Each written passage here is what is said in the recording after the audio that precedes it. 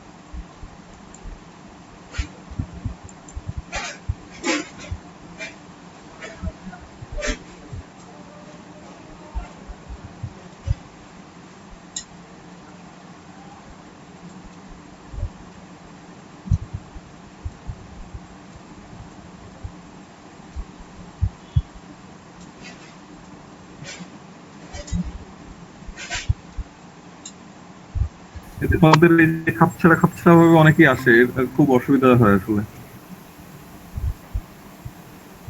Hang হচ্ছে। শুনতে পাচ্ছ আমাকে?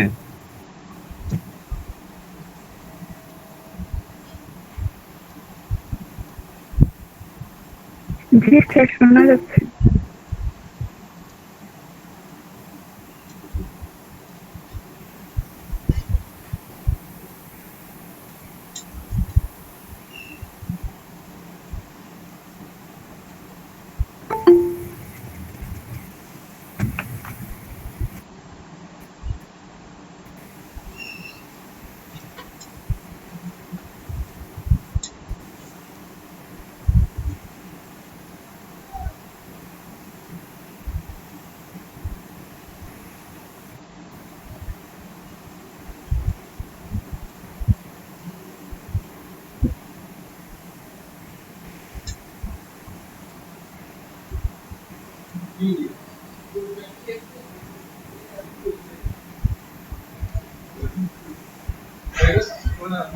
বলার পর বলে দিচ্ছে, বলছে আবার আধা ঘন্টা না যাইতে বলছে, আধা ঘন্টা পর যাইতে, 12টা বাজে যাইতে। এই আমার ক্লাস ছিল সব কিছু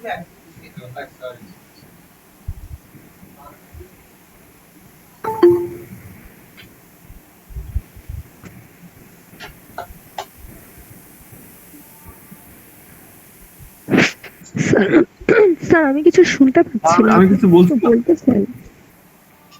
আচ্ছা, একটু ওয়েট করো, কম্পিউটারটার অবস্থা একটু খারাপ হচ্ছে। আমার কম্পিউটার আসলে হ্যাং করছে আর কি।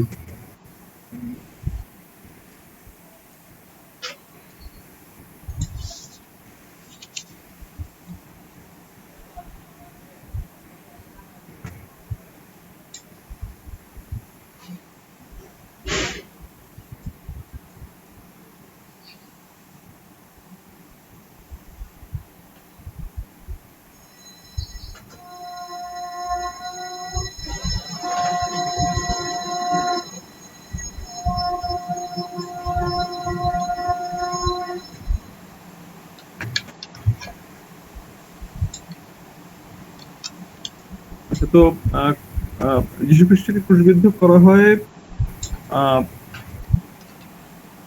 কাছাকাছি সময়টা সাল।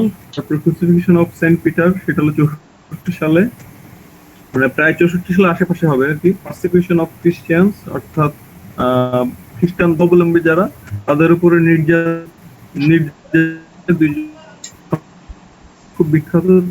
তার মধ্যে একজন হলো ট্রোজান ডিসিয়াস, আরেকজন হলো ডায়োক্লেশিয়ান। এই দুইজন রোমান সম্রাটের সময় মূলত আসলে এই নতুন যারা খ্রিস্টান ধর্ম গ্রহণ করছে তাদের উপরে প্রচন্ড অত্যাচার নির্যাতন করা হয়। কারণ এই খ্রিস্টান ধর্মের প্রসারটা ছিল আসলে রোমান শাসকদের জন্য খুবই ভীতিকর একটা ব্যাপার। কারণ তারা মনে করছিল যে এই নতুন দর্শন, নতুন চিন্তার কারণে মানুষ তাদের নিয়ন্ত্রণে থাকবে না, এই ধরনের একটা ব্যাপার। ফলে এই যে ট্রোজান ডিসিয়াস এবং ডায়োক্লেশিয়ান, এই সম্রাটদের সময় প্রচন্ড পরিমাণ এই খ্রিস্টানদের উপর নির্যাতন করা হয়, এবং তারা দুজন খুব বিখ্যাত। তাছাড়া অন্যান্য সম্রাটদের সময় কিন্তু এরকম একটা অবস্থা ছিল যে নতুন যারা খ্রিস্টান ধর্ম গ্রহণ করছে, খ্রিস্টান ধর্ম যারা পালন করছে, তাদের উপরে প্রচন্ড নির্যাতন করা হতো। ফলে খ্রিস্টান যারা হচ্ছে নতুন, তারা কিন্তু প্রকাশ্যে তাদের কোনো ধর্মীয় মত প্রকাশ বা ধর্মীয় যে প্রার্থনা সেগুলো করতে পারতো না।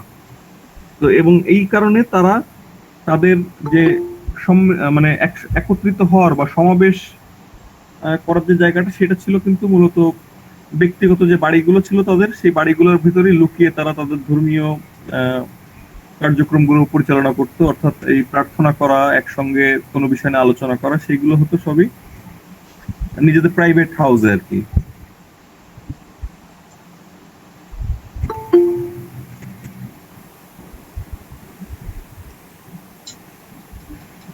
সেটা আমি পরে করবো আর কি। এবং দেখা যাচ্ছে যে খ্রিস্টানদের মধ্যে কিন্তু কবর দেওয়ার প্রবণতা শুরু হলো। অর্থাৎ তারা তাদের ডেড বডিকে পুড়িয়ে ফেলতো না, কারণ তারা মনে করতো যে ডেড বডিটা পরে আবার প্রয়োজনে তাদের মানে তাদের জন্য প্রয়োজনীয়। কারণ হলো যে এখানে কিন্তু পুনর্জন্মের কথা বলা হচ্ছে, অর্থাৎ আবার ফিজিক্যালি যে জায়গা মানে যেখানে যাকে কবর দেওয়া হবে সেখান থেকে সে পুনরুত্থিত হবে। ফলে তারা ডেড বডি পোড়ানো হচ্ছে, সেটাকে কবর দেওয়া বেশি যুক্তিসঙ্গত মনে করলো। এবং এই কবর দেওয়ার জায়গাটাও কিন্তু খুব কঠিন একটা ব্যাপার, যে যেখানে এই ধর্মীয় আচারটা প্রকাশ্যে পালন করা নিষেধ, এবং ফলে এই ডেড বডিটাকেও প্রকাশ্যে কোথাও কবর দেয়া বা সমাহিত করা সম্ভব না। ফলে তারা যেটা করলো যে রোমের সীমান্তবর্তী যে অঞ্চলগুলো, যেখান থেকে আসলে এই সিমেন্টের যে কাঁচামাল বা তারা এই যে কংক্রিট যে তৈরি করে, সেই কংক্রিটের কাঁচামালের জন্য যে ধরনের পাথর ব্যবহার করা হয়, যেমন চুনা পাথর বা আগ্নেয় বালি, এই ধরনের যে জিনিসগুলো সেগুলো যেখান থেকে কালেক্ট করা হয়, সেই কালেকশনের ফলে সেই আন্ডারগ্রাউন্ডে কিন্তু টানেলের মতন তৈরি হয় আর কি। যে ভেতর থেকে যেখান থেকে এই পাথরগুলো তোলা হচ্ছে, সেই সব জায়গায় ভূগর্ভস্থ টানেল তৈরি হচ্ছে, এবং এই টানেলগুলো তারা তাদের সমাহিত করার কাজ বা কবর দেওয়ার কাজে ব্যবহার করতো আর কি। এবং এগুলোকে বলা হয় ক্যাটাকম্ব। কেটে আসছে, কথা কেটে যাচ্ছে সবারই কি তাই? না স্যার, না স্যার, কারো কারো স্যার অনেক সময় স্যার হচ্ছে কি যে মানে অনেকটা লাইন বলার পরে মাঝখান থেকে কেটে যাচ্ছে স্যার, এর জন্য স্যার মানে পুরো মিডিয়াতে মিস্টেকের সমস্যা। একটা বড় সমস্যা দেখা দিল, কবর দিয়ে একটা বড় সমস্যা দেখা দিল। ফলে তারা এই যে সীমান্তবর্তী বা রোম শহরের একটু দূরে বিভিন্ন জায়গা থেকে যেখান থেকে পাথর তুলে আনা হচ্ছে, সেই তুলে আনার ফলে আন্ডারগ্রাউন্ডে যে টানেল তৈরি হচ্ছে বা ভূগর্ভস্থ চ্যানেল তৈরি হচ্ছে, সেই চ্যানেলগুলো তারা তাদের সমাহিত করার কাজে ব্যবহার করতে লাগলো আর কি। অর্থাৎ ডেড বডি গুলো সেখানে কবর দেওয়া বা সমাহিত করা হতে লাগলো। সেগুলোকে বলা হচ্ছে ক্যাটাকম্ব। এবং এই ক্যাটাকম্বে আমরা বেশ কিছু দেখবো, ছবি দেখবো আর কি। ধর্মীয় বিষয়কে অবলম্বন করে বিভিন্ন বিষয়ের ছবি আঁকা হচ্ছে, আমি একটু পরে আসবো আর কি। আর এডিক্ট অফ মিলান দেখো, এডিক্ট অফ মিলান হলো কত, উপর থেকে 4 নাম্বার পয়েন্ট আর কি, গুরুত্বপূর্ণ পয়েন্ট। এডিক্ট অফ মিলান হলো 313। অর্থাৎ এটা একটা অনুশাসনের কথা বলা হচ্ছে বা নতুন একটা আইনের কথা বলা হচ্ছে, যে আইনের মাধ্যমে আস্তে আস্তে তোমার খ্রিস্টানরা তারা তাদের ধর্মীয় মত প্রকাশের স্বাধীনতা পেল। এবং যে আইনের মাধ্যমে এই স্বাধীনতা তাদেরকে দেয়া হলো, অর্থাৎ রোমের প্যাগান ধর্মের মতন মনোথিস্টিক যে ধর্ম, সেটার মতন এই যে পলিথিস্টিক বা একেশ্বরবাদের যে নতুন চিন্তাধারা আসলো খ্রিস্টান ধর্ম, যেটা তারাও তাদের মত স্বাধীনভাবে প্রকাশ করতে পারবে, এরকম একটা অনুশাসন বা একটা আইন প্রণয়ন করা হলো, সেটা হলো 313-তে। এবং এই আইনটা প্রণয়ন করলেন কনস্টান্টাইন নামে একজন রোমান সম্রাট। কারণ তিনি দেখলেন যে আসলে যে হারে খ্রিস্টান ধর্ম সাধারণ মানুষের মধ্যে গ্রহণযোগ্যতা পাচ্ছে, ফলে এটাকে যদি এখন স্বীকৃতি না দেওয়া হয় তাহলে কিন্তু নিজের জন্যই বিপদ। এরকম একটা জায়গা থেকে তিনি আসলে আস্তে আস্তে খ্রিস্টানদের জন্য তাদের ধর্ম পালনকে সহজ করে দিলেন। তার মধ্যে খুব গুরুত্বপূর্ণ একটা বিষয় হলো যে এডিক্ট অফ মিলান, এই আইনের মাধ্যমে বা এই অনুশাসনের মাধ্যমে তিনি এই স্বাধীনতাটা দিলেন আর কি খ্রিস্টানদেরকে। আচ্ছা, তারপরে দেখো যে এবং তিনি যেটা করলেন যে তার রাজ্যের রাজধানী পশ্চিম থেকে সরিয়ে নিয়ে আসলেন হলো কনস্টান্টিনোপল, বা বর্তমান যেখানে তোমার ইস্তাম্বুল অবস্থিত, তুরস্কের ইস্তাম্বুল। তুরস্কের ইস্তাম্বুল আমি দেখাবো। আচ্ছা, তো সেই ইস্তাম্বুলটা আগে থেকেই বলা হতো বাইজান্টিয়াম, সেই জায়গাটা। তো সেই বাইজান্টাইমে তিনি তার কথা কেটে কেটে যাচ্ছে, তাই তো? তো সম্রাট কনস্টান্টাইন তার রাজধানী পশ্চিম থেকে পূর্ব দিকে নিয়ে আসলেন এবং বর্তমান যে তুরস্কের ইস্তাম্বুলে তিনি একটা নতুন রাজধানী স্থাপন করলেন, যেটাকে তার নাম অনুসারে, কনস্টান্টাইনের নাম অনুসারে বলা হচ্ছে কনস্টান্টিনোপল। বুঝতে পারছো?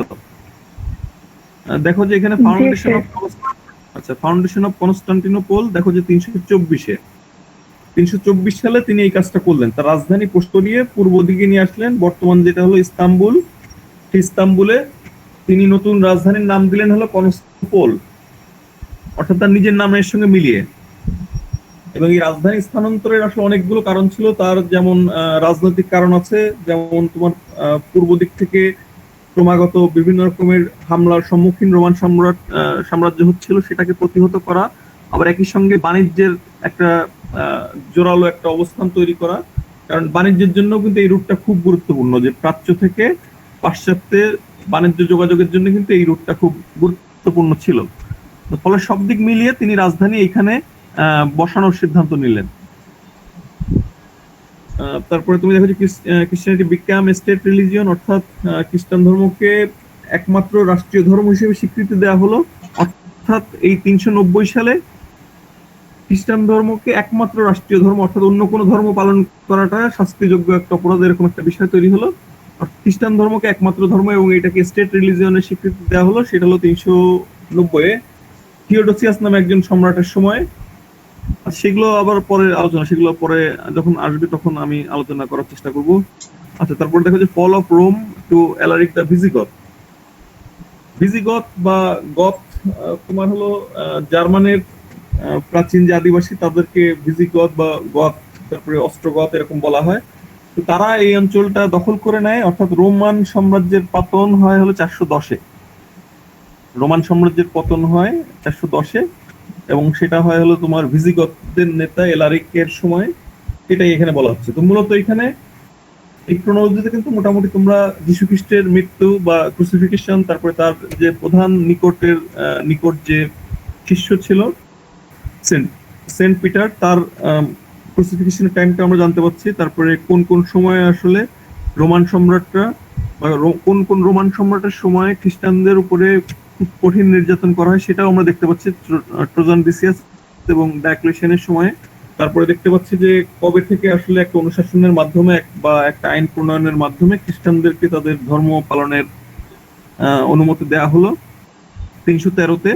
তারপরে কনস্টান্টিনোপল বা রোমান সাম্রাজ্যের রাজধানী সরিয়ে ইস্তাম্বুলে নিয়ে আসা হলো, সেটা হলো 324-এ।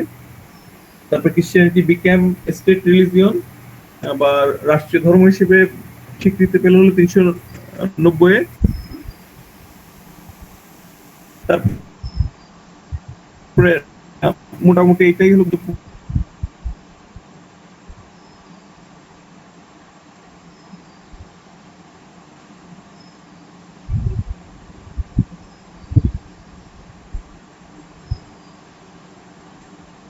এরপরে আমরা যাই যে আসলে খ্রিস্টান ধর্ম শোনা যাচ্ছে না।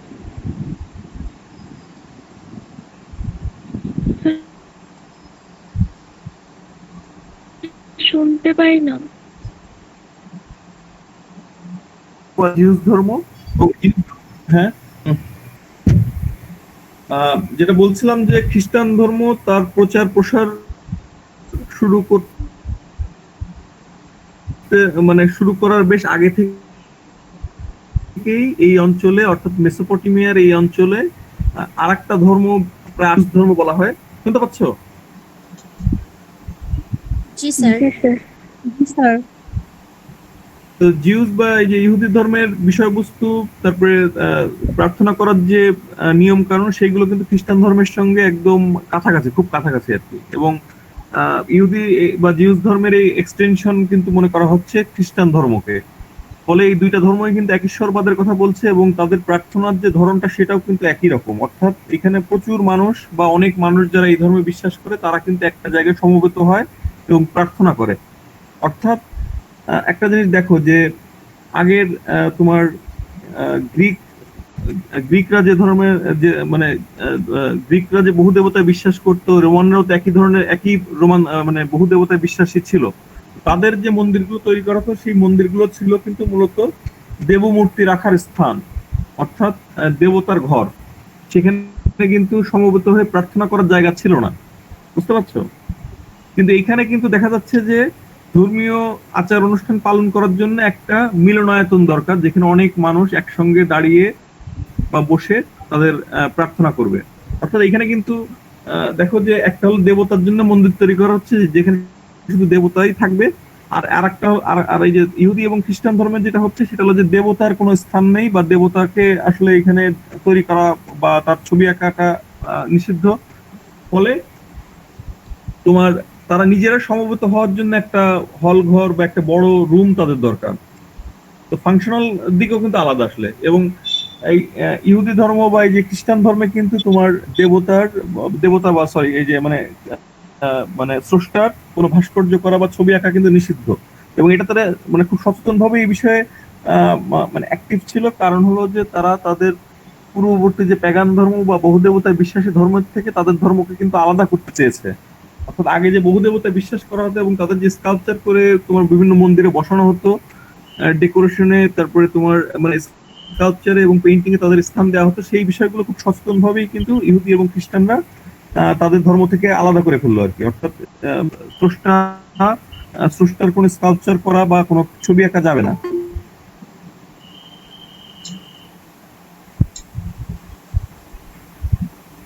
আরো কি আসছে? আমি যা বলছি এটা কি বোঝা যাচ্ছে? তোমরা কি বুঝতে পারছো, কানেক্ট করতে পারছো? জি স্যার।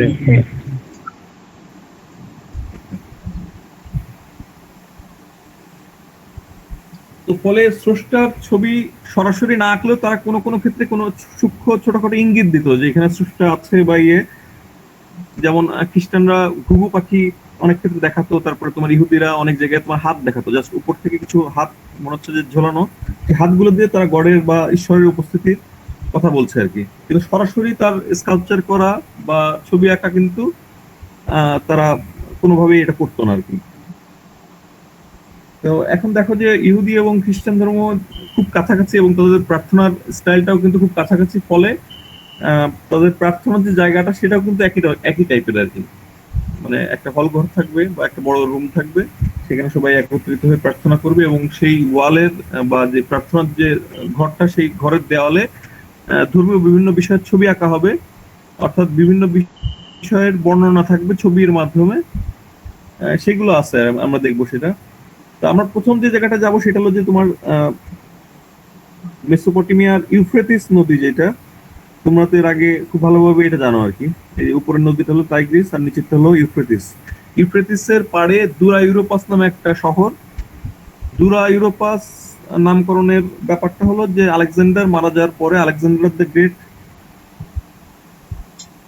তিনি মারা যাওয়ার পরে তার একজন মন্ত্রী বা মানে দেশ যে ভাগ হয়ে যায় আলেকজান্ডার মারা যাওয়ার পরে, এই বিশাল সাম্রাজ্য যে ভাগ হয়ে তার বিভিন্ন সেনাপতির মধ্যে ভাগ হয়ে যায়, তো এরকম একজন সেনাপতি তিনি আর কি এই ইউরোপাস নামে একটা শহর প্রতিষ্ঠা করেন এবং রোমানরা পরবর্তীতে সেই জায়গাটার নাম দেয় হলো ডুরা, ডুরা ইউরোপাস।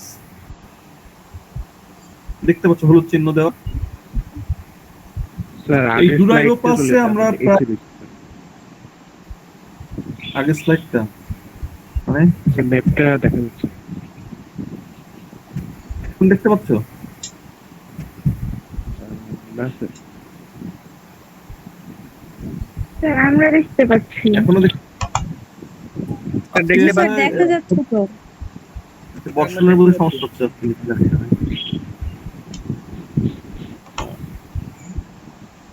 তো ইউফ্রেটিস নদীর পাড়ে দুরা ইউরোপাস নামে যে শহরটা, সেই শহরে প্রায় 1 ডজনের মতন বিভিন্ন বিভিন্ন ধর্মের আহ, আহ, তোমার প্রার্থনার জায়গা বা মন্দির এগুলো পাওয়া যায়।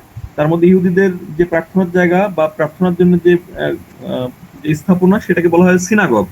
ইহুদিদের প্রার্থনার স্থানকে বলা হয় সিনাগগ, খ্রিস্টানরা বলে তোমার চার্চ বা গির্জা, আর মুসলিমরা তাদের প্রার্থনার জায়গা কি বলে? মসজিদ, তাই না?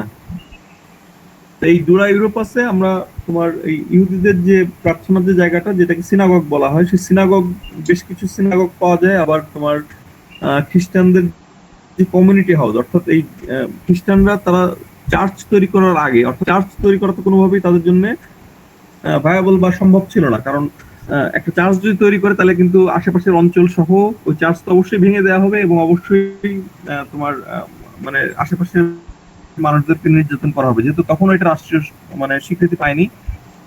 তো ফলে খ্রিস্টানরা যেটা করতো, তারা একটা মানে প্রাইভেটকেই সমবেত হওয়ার বা একসঙ্গে প্রার্থনা করার জায়গায় রূপান্তরিত করে, মানে একটা চার্চের আদি রূপ যেটা, সেইভাবে একটা খ্রিস্টান কমিউনিটি হাউস তৈরি করতো আর কি। বা একটা নর্মাল হাউসকেই তারা কমিউনিটি হাউসে ট্রান্সফার করে সেখানে তারা প্রার্থনার জন্য সমবেত হতো। তো ডিরা ইউরোপাসে আমরা প্রথমে দেখব প্রার্থনার যে জায়গা, সেটা দেখো যে এটা একটা ধ্বংসাবশেষ। এখানে আসলে দেখার বা বোঝার তেমন কিছুই নেই। 245 থেকে 256 খ্রিস্টাব্দের দিকে এগুলো কিন্তু খ্রিস্টপূর্ব না, খ্রিস্টাব্দ, অর্থাৎ যীশু খ্রিস্টের জন্মের পরের যে সময়, সেইখানের কথা কিন্তু এখন আমরা সেই দিকে আছে আর কি। 245 থেকে 256 এই সময়ের দিকে এই সিনাগগটা তৈরি করা হয়। এবং এই সিনাগগের এরকম সিনাগগে যে ধরনের ছবি থাকতো বা যে ধরনের ছবি আঁকা হতো, সেটার একটা মানে ইয়ে দেখতে পাচ্ছ তোমরা। সিনাগগ ইন্টেরিয়রটা কেমন হতো সেটা দেখতে পাচ্ছ। Wall painting of Old Testament scene. আর এখানে একটা বিষয় দেখো, যে ইহুদিদের যে ধর্মগ্রন্থ, সেটা কিন্তু বাইবেল, আর তোমার খ্রিস্টানদের যে ধর্মগ্রন্থ, সেটাও কিন্তু বাইবেল। অর্থাৎ বাইবেলের দুইটা অংশ, একটা হলো ওল্ড টেস্টামেন্ট আর একটা হলো নিউ টেস্টামেন্ট। ওল্ড টেস্টামেন্ট মানে হলো পুরাতন নিয়ম, আর নিউ টেস্টামেন্ট হলো নতুন নিয়ম। বুঝতে পারছো?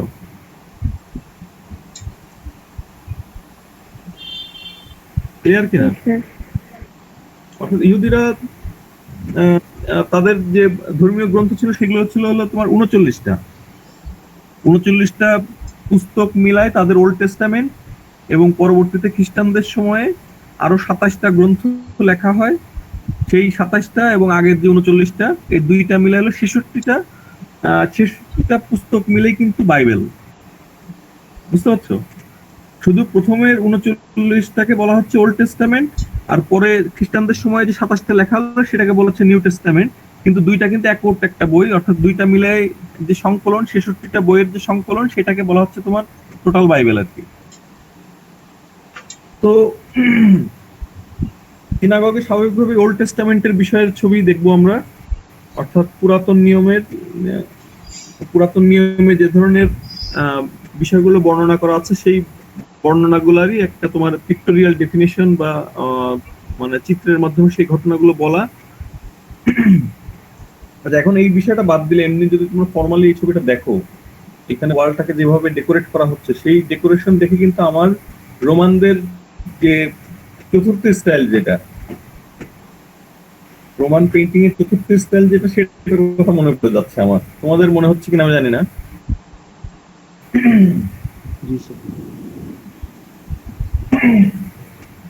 অর্থাৎ রোমানদের যে ফোর্থ স্টাইল ছিল, অর্থাৎ এই ভিসুভিয়াসের আগ্নেয়গিরির আগ মুহূর্ত পর্যন্ত জনপ্রিয় ছিল, সেটা হলো ফোর্থ স্টাইল। আগাস্ট মাও এর কথা নিশ্চয়ই মনে আছে, যিনি আর কি এই পম্পে, হার্কুলিনিয়াম এই শহরগুলোর মধ্যে ইয়ে করেন আর কি, যে পেইন্টিং গুলো পাওয়া যায় সেগুলোকে একটা শ্রেণী ভাগ করেন আর কি, এবং চারটা আলাদা আলাদা ভাগে ভাগ করেন। তার মধ্যে ফোর্থ স্টাইলের যে বৈশিষ্ট্য, যেখানে অনেকগুলো রেজিস্টার দেখতে পারি আমরা, অনেকগুলো প্যানেলে বিভিন্ন রকমের ক্যারেক্টার দেখতে পারি, পাশাপাশি আর্কিটেকচার বিভিন্ন ফর্ম দেখতে পারি, এবং এই একটা প্যানেল থেকে আরেকটা প্যানেলকে আলাদা করা হচ্ছে বর্ডারের মাধ্যমে। ওই ফোর্থ স্টাইলের পেইন্টিং এর কথা বলছি আমি। কিন্তু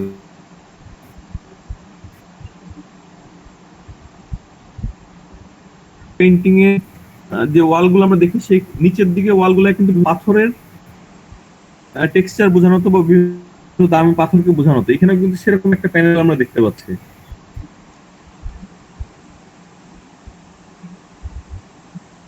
কাছাকাছি আর কি। তারপরে এই যে তোমার প্রত্যেকটা ঘর, এখানে বিভিন্ন ধর্মীয় ক্যারেক্টার আমরা পাবো। পাশাপাশি দেখো যে আর্কিটেকচারের বিভিন্ন গড়নও আমরা কিন্তু এখানে পাচ্ছি, মানে সেগুলো পাচ্ছে, মিল পাওয়া যাচ্ছে। কিন্তু অমিলের জায়গাটা দেখো, অমিলের জায়গাটা হলো যে এখানে যে ক্যারেক্টার গুলো আমরা দেখতে পারবো, সেই ক্যারেক্টার গুলোর মধ্যে কিন্তু তোমার আলো ছায়া ব্যবহার করে যে ত্রিমাত্রিক ইলিউশন তৈরি করা বা ত্রিমাত্রিক একটা ভ্রম তৈরি করার, সেটা কিন্তু এখানে একদমই নাই। কাপড়টা মানে কাপড়ে বা ড্রাপারে কিছু কিছু ক্ষেত্রে শেড মনে হবে যে ফিগারে, কিন্তু আলো ছায়ার এরকম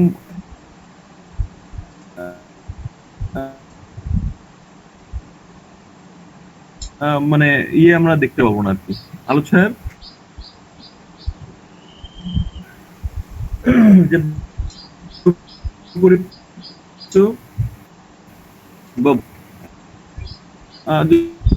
যদিও জানি না তোমরা কতটা ক্লিয়ার দেখতে পাচ্ছ, ফ্রন্টাল ভিউতে কিন্তু দেখানো হচ্ছে, তাই না? মানে সম্মুখে দেখো যে সবাই কিন্তু সামনের দিকে, স্টেজের দিকে মনে হচ্ছে যে মানে দর্শকের দিকে মুখ করে দাঁড়ায় আছে, এরকম একটা ব্যাপার। এই ফিগার গুলো যদি দেখতে পারো, ছোট ছোট দেখতে পাচ্ছ সবাই? জি স্যার। তো দেখা যায় প্রত্যেকটা ক্যারেক্টারই কিন্তু দর্শকদের দিকে মুখ করে একদম ফ্রন্টাল ভাবে বা সম্মুখবর্তী অবস্থায় দেখানো হচ্ছে।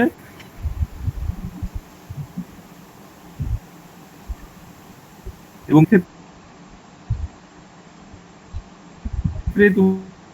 তোমার পেছনে যে পরিপ্রেক্ষিত সেগুলো দেখানো হচ্ছে না, অর্থাৎ ক্যারেক্টারের পেছনে যে ব্যাকগ্রাউন্ড সেটাকে জাস্ট একটা সলিড কালার, বুঝতে পারছো? যেমন রোমান ফোর্থ স্টাইলের যে ফেলোশিপ রেজিস্টার করে বা আলাদা আলাদা প্যানেলে গল্পগুলো বলা হচ্ছে, এবং একটা গল্প থেকে আরেকটা গল্প আলাদা করা হচ্ছে মাঝখানের বর্ডারের মাধ্যমে।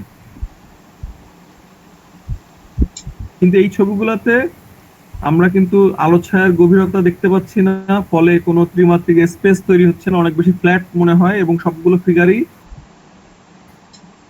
মানে সামনাসামনি স্টেজে যেভাবে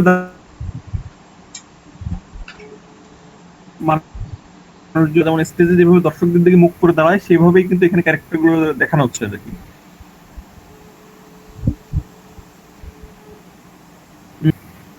এখানে দেখো যে গুরুত্বপূর্ণ ব্যক্তিকে আমরা কিন্তু সহজে বুঝতে পারছি, কারণ হলো যে তার হাইটটা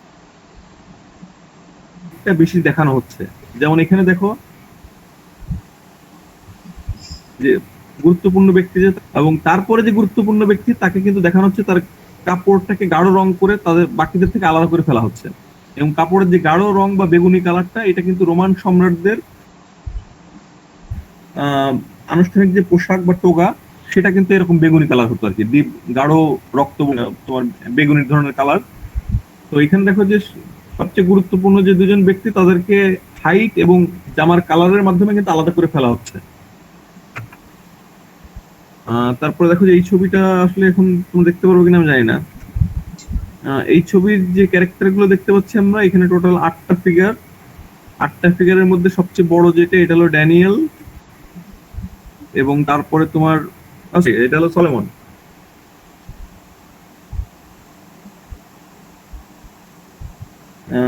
তার প্রতিনিধি নির্বাচন করছে হলো দাউদ বা ডেভিডকে। সে ডেভিড হলো পরবর্তী যে সম্রাট রাজা হবে, তাকে আলাদা করে ফেলা হচ্ছিল তার রক্তবর্ণ গাঢ় রঙের জামার মাধ্যমে। এবং এখানে দেখা যায় অনেকগুলো ফিগার, কিন্তু ফিগারের অনুপাতে কিন্তু পা দেওয়া নেই, পা কিন্তু জাস্ট আন্দাজে মনে হচ্ছে যে অনেকগুলো পা ড্রয়িং করে বোঝানো হচ্ছে যে অনেক মানুষ। মানে অর্থাৎ তুমি যদি যৌক্তিক ভাবে প্রত্যেকটা ফিগারের সঙ্গে এই পা গুলোকে মেলাও, তাহলে কিন্তু সবগুলো পা মিলবে না, এবং প্রত্যেকটা পোর্ট্রেটে কিন্তু একদম সেম।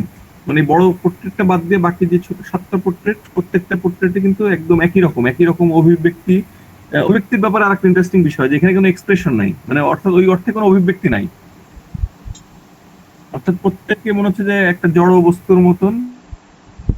এটাও কিন্তু এই সময়কার ছবির একটা গুরুত্বপূর্ণ বিষয়, যে মুখে এবং সাধারণত ব্যাকগ্রাউন্ডটা ফ্ল্যাট, একটা কালারটা অফ করে দেওয়া হয়, এবং অনেকগুলো ফিগারের নিচে তারপরে আলো ছায়ার ব্যবহার ওইভাবে নাই, মানে আলো ছায়ার ব্যবহার মানে এটা এগুলো একটু লিখে রাখলে মনে হয় ভালো, যে এই আর্লি খ্রিস্টান আর্টের কিন্তু এগুলো খুব গুরুত্বপূর্ণ বৈশিষ্ট্য, যে আলো ছায়ার ব্যবহার কম, তারপরে পিছনের পরিপ্রেক্ষিত দেখানো হয় না, এবং দেওয়া হয় সাধারণত ব্যাকগ্রাউন্ড। তারপরে ক্যারেক্টার যেগুলো পাই আমরা ফিগার, তাদের মুখে কোনো এক্সপ্রেশন থাকে না, এবং গুরুত্ব গাঢ় বেগুনি কালারের জামা অথবা সাইজ একটু বড়। তারপরে দেখো যে একটা প্যানেল থেকে আরেকটা প্যানেলকে আলাদা করার জন্য মাঝখানে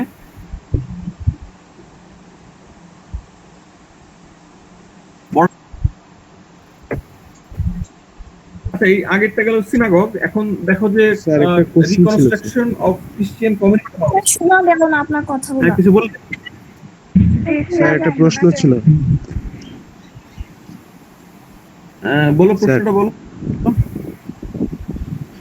স্যার প্রশ্নটা হচ্ছে যে স্যার রোমান টাইমে যদি এতটা ডেভেলপড হয়ে থাকে চিত্রকলা বা সবকিছুতে, তাহলে স্যার এই এই সময়টাতে কেন এরকম মানে অবনতি, স্পেশাল রিজন কি ছিল, বা তাদের নিজেদের বিশেষ থেকে কি তারা সরে আসতে চাচ্ছিল, এই জন্য কি এটা এরকম? আচ্ছা, এই অবনতির কথা যেটা বলা হচ্ছে সেটার পেছনে কিন্তু আসলে তাদের মানে যৌক্তিক কিছু কারণ আমরা পাবো, যেমন রোমানদের যে শিল্পকর্ম বা তোমার মানে চিত্রকলা বা ভাস্কর্য, সেখানে কিন্তু তোমার দেবতাকে চিত্রিত করার ক্ষেত্রে কোনো বিধি নিষেধের ব্যাপার নেই। ফলে এখানে দেখা যাচ্ছে যে তোমার খুব আইডিয়ালিস্টিক, অনেকটা গ্রিকদের মতন করেই রোমানরাও কিন্তু তাদের দেবতাদেরকে মানে দেবতাদের ভাস্কর্য আমরা দেখবো। দেবতা মানে স্রষ্টাকে দেখানো যাবে না, মানে তারা অতটা গুরুত্ব দিচ্ছেও না, অর্থাৎ ন্যাচারালিস্টিক করার ব্যাপারে তাদের কোনো প্রয়োজন নাই বা আগ্রহ নাই। এবং এই আগ্রহ নাই যেটা, সেটাও কিন্তু খুব সচেতন ভাবে, অর্থাৎ তারা জাস্ট এটা করতে চাচ্ছে যে আমরা ছবিগুলো আঁকছি হলো আমাদের কাহিনী বর্ণনা করার জন্য যতটুকু প্রয়োজন, কিন্তু পাইত করার বা আঁকার কোনো প্রয়োজন তাদের নাই আর কি। আর আরেকটা ব্যাপার হলো যে তোমার পাশ্চাত্যে কিন্তু, বা এই যে আরেকজনকে আসছে,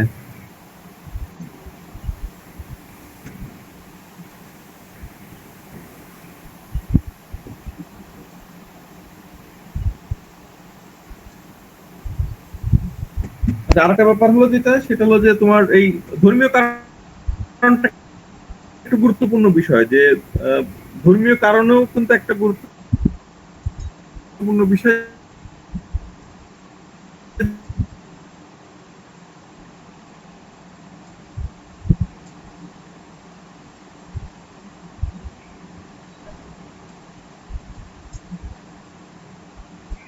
যে কারণে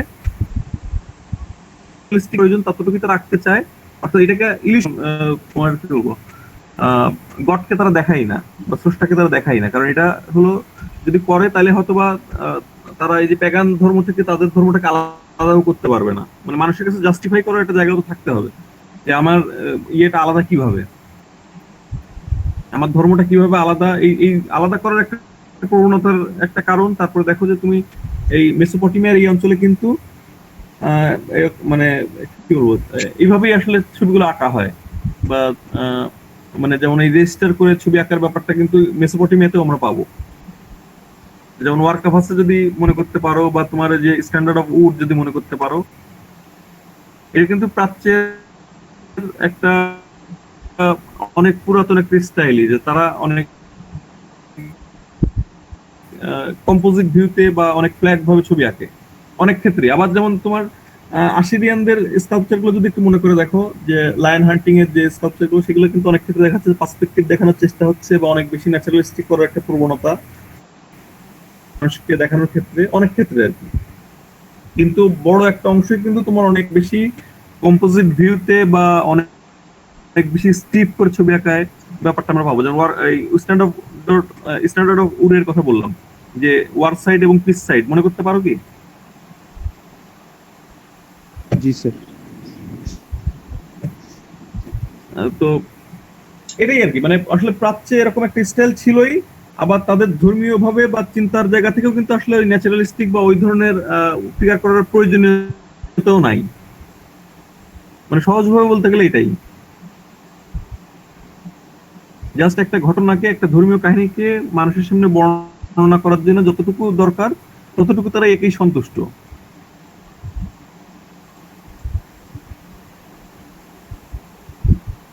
ক্রিশ্চিয়ান কমিউনিটি হাউস যেটা আমরা দেখতে পাচ্ছি রিকনস্ট্রাকশন ড্রয়িং আর কি, অর্থাৎ এটা বর্তমান অবস্থা খুবই খারাপ। তো সেগুলোর যে ধ্বংসাবশেষ গুলো পাওয়া যায় সেটার উপর ভিত্তি করে আহ, কাছাকাছি একটা সেকশন দেখানো হচ্ছে আর কি, যে কোথায় কিরকম কি ছিল। তো এইখানে দেখো যে আহ, একটা প্রাইভেট হাউসকে জাস্ট ট্রান্সফার করা হচ্ছে ক্রিশ্চিয়ান কমিউনিটি হাউসে, অর্থাৎ ক্রিশ্চিয়ানরা এসে সমবেত হবে, সমবেত হয়ে প্রার্থনা করবে এরকম।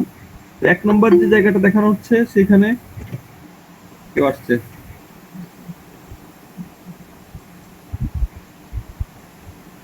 এক নম্বর যে জায়গাটা এটা হলো একটা কোর্টইয়ার্ড বা একটা প্রাঙ্গণ। তারপর 2 নম্বরে দেখো যে মিটিং হল, এই যে এই লম্বা যে জায়গাটা এটা হলো যে তারা নিজস্ব যে মিটিং করতো বা ধর্মীয় যে সমবেত হওয়ার যে জায়গাটা সেটা হলো এটা।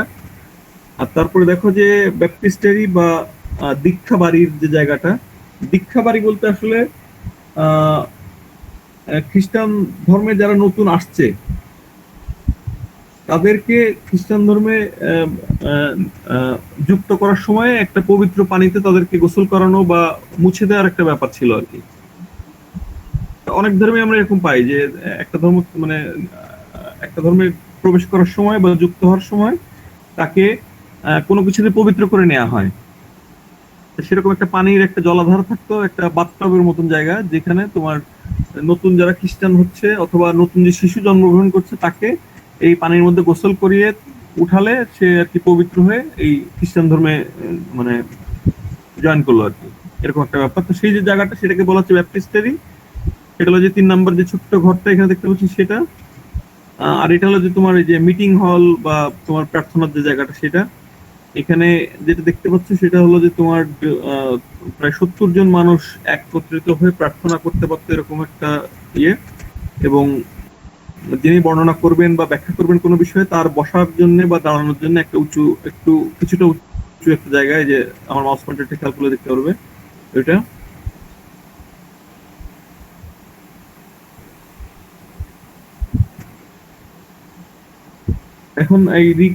এখন এই ধরনের ঘরে, এই ধরনের কমিউনিটি হাউসে যে ধরনের ছবি আঁকা হতো সেটা আমি তোমাদের একটু দেখাই।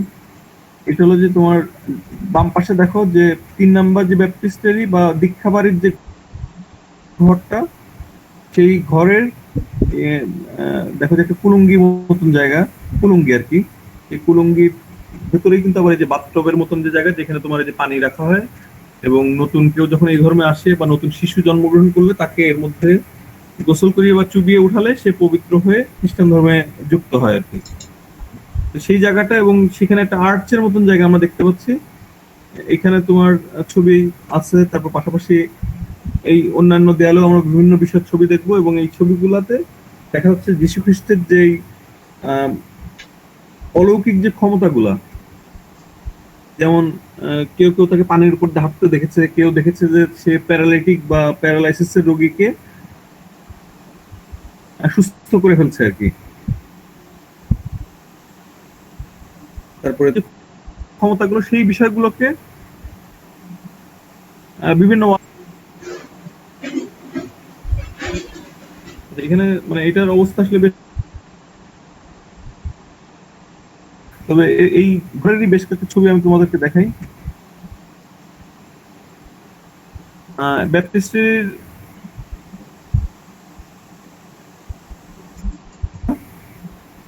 এই ডান পাশের দেওয়ালের একটা ছবি তোমাদের দেখাচ্ছি। এখানে হলো ক্রিস্ট ওয়াকস অন ওয়াটার, অর্থাৎ এই যীশু খ্রিস্ট পানির উপর দিয়ে হেঁটে যাচ্ছে সেরকম একটা বিষয়ের ছবি।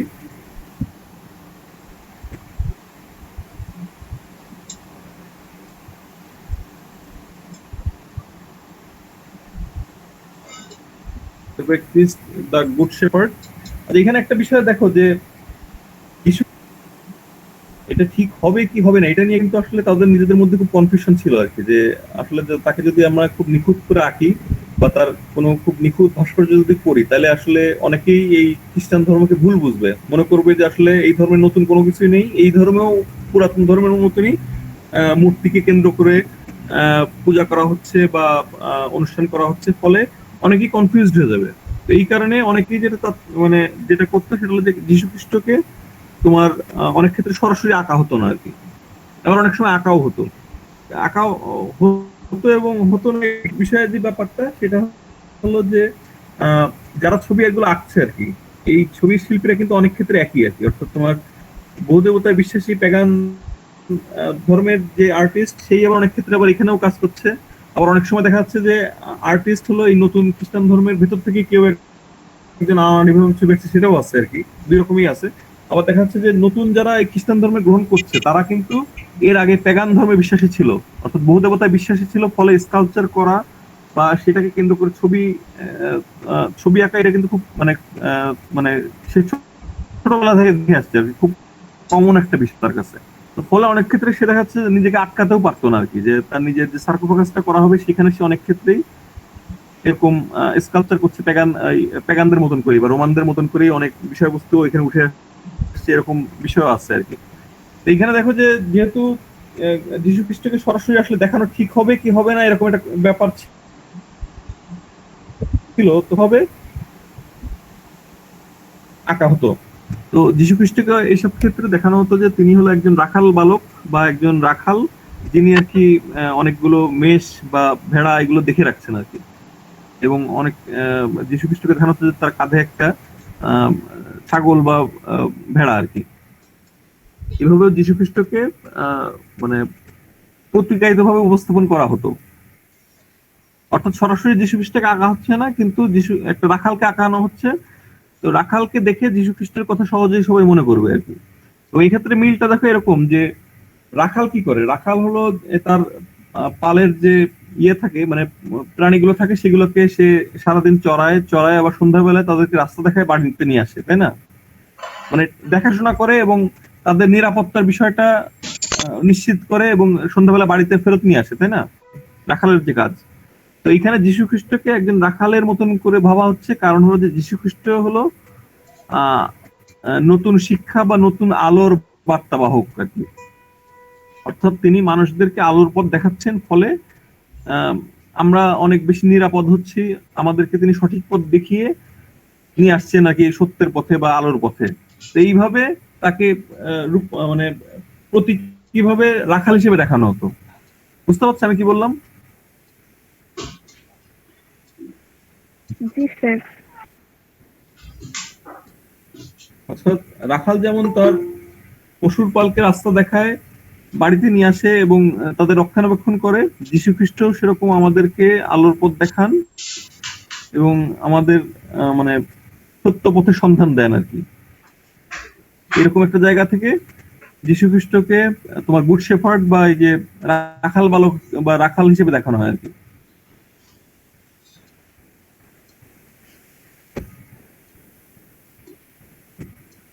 এখানে দেখো যে আসলে রাখাল বালকটা কোথায়, এই যে রাখালকে আমরা দেখতে পাচ্ছি এবং তার কাঁধে একটা প্রাণী দেখতে পাচ্ছি।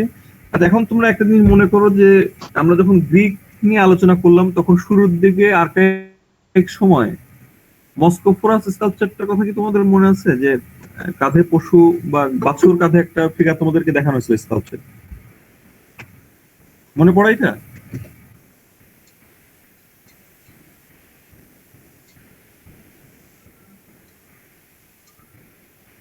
কথা বলে না কেউ, মনে পড়ে না? মস্কোফোরাস, এটার নাম হলো মস্কোফোরাস কাঁধে বা বাচ্চা নিয়ে একটা মানুষ দাঁড়া আছে এবং যার মুখে হাসি হাসি একটা ভাব, আর্কাইক সময়ের স্কাল্পচারের যে বৈশিষ্ট্যগুলো, এবং ওই স্কাল্পচারটা দেখানোর সময় কিন্তু আমি তোমাদেরকে বলে রাখছিলাম যে আর্লি খ্রিস্টান আর্টে বা পরবর্তীতে খ্রিস্টান আর্টে আমরা দেখব যে যীশু খ্রিস্টকে এইভাবে প্রতিকায়িত করা হচ্ছে। অর্থাৎ এই যে যীশু খ্রিস্টকে প্রতিকায়িত করার যে ব্যাপারটা, এই যে সাইনটা, এটাও কিন্তু নেওয়া হচ্ছে সেই রোমান বা এই যে গ্রিক আর্ট থেকে ধার করা হচ্ছে। বুঝতে পারছো? বর্ষণ কি কিছু বললে নাকি? স্যার কথা মাঝখান থেকে কেটে আসছিল স্যার, তাই জন্য প্রশ্নটা আমি ধরতে পারিনি। আমি একটু বলছিলাম, আমাকে বারবার বাফারিং হচ্ছে বেশি। আচ্ছা, আমি তোমার কথাও কেটে যাচ্ছে, আমি শুনতে পাচ্ছি না।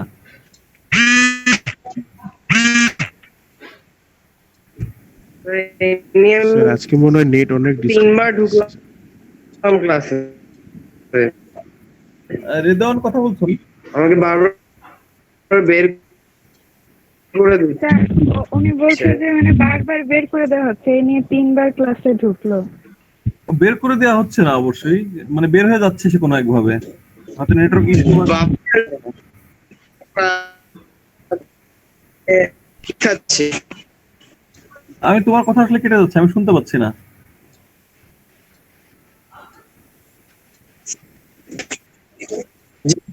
ওটা হ্যাঁ রেদাওয়ান, তোমার কথা কেটে বেশি, আমি শুনতে পাচ্ছি না। ওই জন্য তবে অন্য কেউ হয়তো শুনতে পাচ্ছে তোমার কথা, তো যে যারা শুনতে পাচ্ছে তাদের মধ্যে থেকে একজন যদি আমাকে বলো আর কি। স্যার আমাদের কাছে খুব কাটা কাটা, মানে ওইটুকুই বুঝতে পারলাম যে ক্লাস থেকে বের হয়ে যাবে। বের হয়ে যাচ্ছে বারবার। হ্যাঁ, আমিও বেশ কিছুক্ষণ বললে একটু, কিন্তু আমি এটা করছি না, আমি বের করছি আচ্ছা না। আপনি ক্লাস স্যার আমরা যেরকম ওর কথা শুনতে পাচ্ছি না, ও আমাদের কথা শুনতে পাচ্ছে না।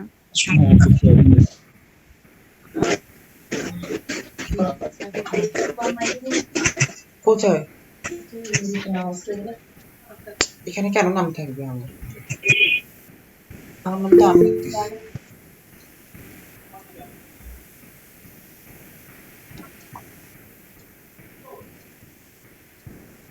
তারপরে এই ছবিটা দেখো, যে এইখানে ক্রিস হেলিং দ্য প্যারালিটিক, অর্থাৎ প্যারালিটিক বলতে কি মানে ইয়ে আর কি,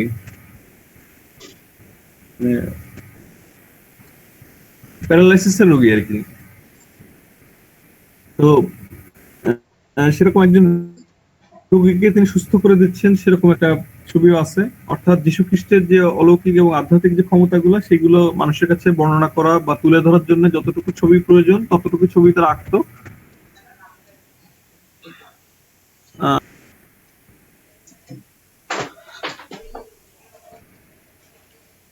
এরকম হওয়ার পিছনের কারণগুলো আমি মোটামুটি বলার চেষ্টা করলাম আর কি।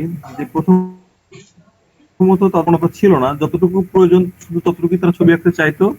কারণ হলো যে তারা তাদের পূর্ববর্তী যে প্যাগান ধর্ম বা এই যে রোমান বা গ্রিকদের যে বহুদেবতার যে বিশ্বাস, সেটা থেকে তাদের ধর্ম যে আলাদা, সেটা একটা গুরুত্বপূর্ণ কারণ যে ছবিগুলো কেন এরকম হতো। আর একটা ব্যাপার হলো যে মেসোপটেমিয়া বা নিয়ার ইস্টের যে মানে এই ধর্মটা, এই যে তোমার ইহুদি ধর্ম এবং খ্রিস্টান ধর্ম এবং মুসলিম ধর্ম কিন্তু এই একই অঞ্চলেই মানে একই অঞ্চল থেকেই তোমার উঠে আসে আর কি। তো ফলে এই অঞ্চলের যে প্রাচীন যে শিল্পের স্টাইল, যেমন আমরা এই যে স্ট্যান্ডার্ড অফ উর বা এই ধরনের ইয়েতে পাই, সেখানেও কিন্তু তোমার কম্পোজিট ভিউতে বা খুব স্টিপ ছবি আঁকা একটা ব্যাপার ছিল, এবং এখানে মেন যে ক্যারেক্টার তাদেরকে বড় করে দেখানো, এরকম একটা ব্যাপার ছিল, এবং সেই বিষয়গুলো কিন্তু এখানে যুক্ত হচ্ছে আর কি। অর্থাৎ এটা কিন্তু পাশ্চাত্যের এই ডোরা ইউরোপাস কোথায় অবস্থানটা সেটা তোমাদের মনে রাখতে হবে, সিরিয়ায়। তো এই অঞ্চলের যে প্রাচীন শিল্পের যে প্র্যাকটিসটা, সেটা যেমন এখানে যুক্ত হচ্ছে, আবার একই সঙ্গে রোমানদের অনেক কিছুই কিন্তু এখানে যুক্ত হচ্ছে। ফলে সবকিছু মিলায় ছবিগুলো হচ্ছে আসলে এরকম। এবং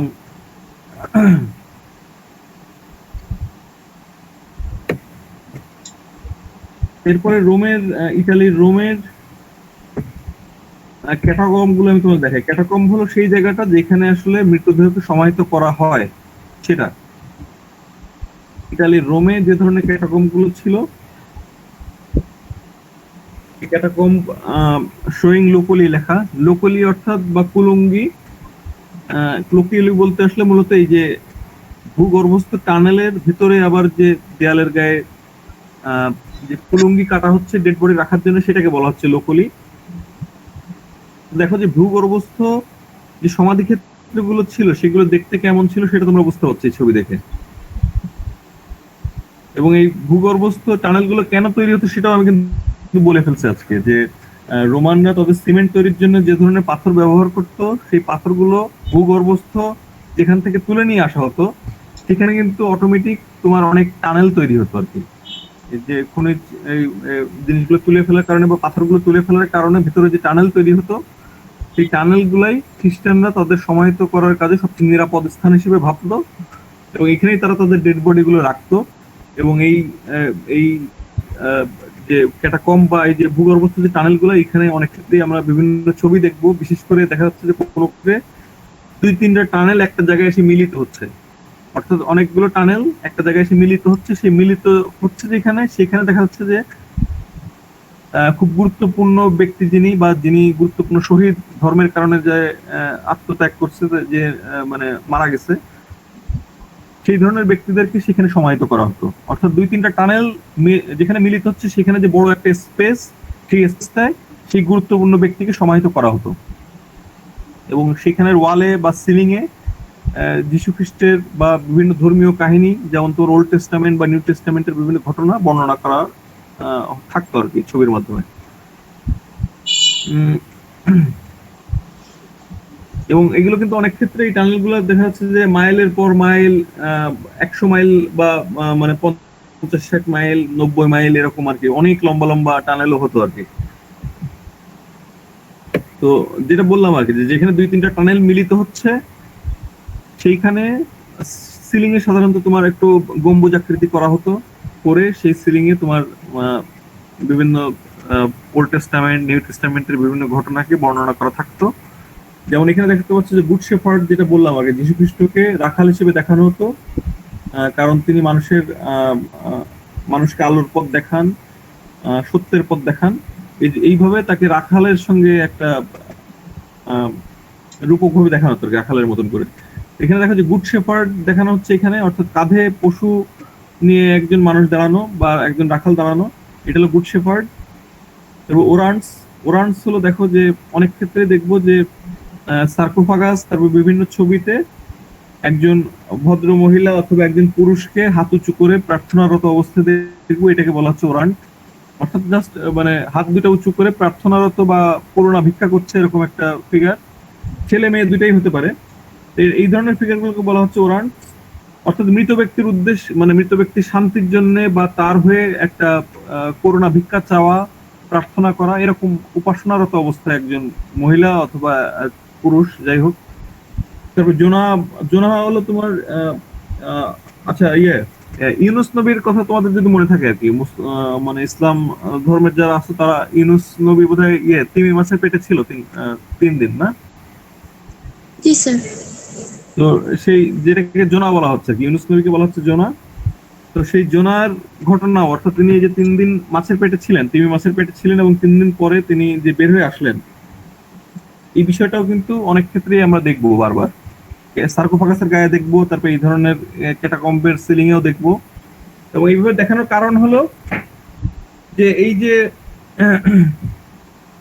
3 দিন আবদ্ধ থাকা বা আটকা থাকা তিমি মাছের পেটের ভেতরে, আবার পরবর্তীতে সেখান থেকে মানে বের হয়ে আসা, এটাকে কিন্তু যিশুর যে পুনর্জন্ম, অর্থাৎ যিশু কিন্তু তার মারা যাওয়ার 3 দিন পরে আবার উঠে আসে, এরকম একটা লোক কথা প্রচলিত আর কি। 3 দিন পরে তিনি আবার ডেড বডিটা ছিল সেখান থেকে তিনি বের হয়ে যান আর কি।